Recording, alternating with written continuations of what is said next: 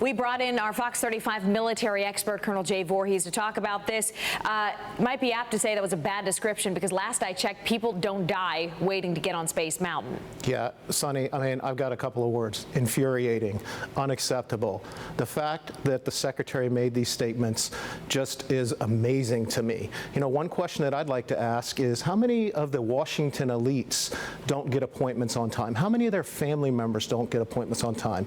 Less than 6% of the American public are veterans. That means they served since World War II on, and less than 1% have served since 9/11. And to come out with a statement for these folks who have raised their hands and said, send me, I'll go, some come back with horrific injuries, some come back with mental issues, is just really, really mind-boggling to me. Why is it so difficult for us to properly take care of our veterans in this country? Well, you know, I don't want to throw the whole Veterans Affairs administration under the bus. There are some good things happening, but there are some challenges. And I think it simply comes down to leadership. We have to get the right folks in. And when you have leadership making these kind of comments, it's unacceptable. But that leadership needs to be empowered to make changes within the government, within the Veterans Affairs. It's very difficult to fire anybody. And right now, when you have waiting lines and you've had issues and you've had scandals, you have to be able to make effective changes. And honestly, Sonny, it's going to take somebody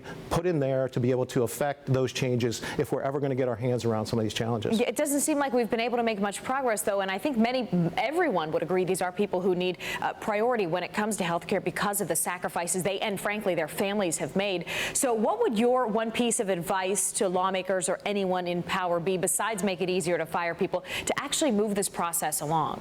Well, my one piece of advice is the people that raise their hands and volunteer to put their lives on the lines for the freedoms that we get to enjoy every day as average Americans need to be respected. Okay, we have to respect that, and we have to take it as a sacred honor to fulfill everything that they might need when it comes to their requirements from service. And that's what needs to be foremost in, I think, our leadership, especially some of these Washington elites' mind. They have to respect the service of those who have taken the oath to defend our country and have actually went out there and done it. Yeah, well, you know, maybe we give them the benefit of the doubt. It was a horrible way to characterize something, but we have yet to hear anything since the backlash.